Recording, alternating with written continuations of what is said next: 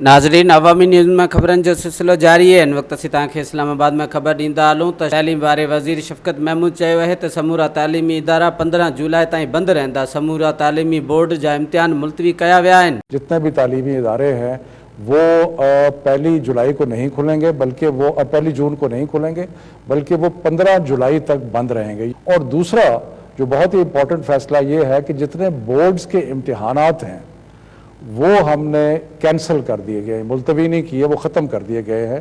और अब जो 9वीं 10वीं 11वीं 12वीं के मुख्तलिफ बोर्ड्स के इम्तिहानात होने थे अब वो नहीं होंगे। उसके बजाय जो पिछले साल का रिज़ल्ट है उसकी बुनियाद पर प्रमोशन होगी।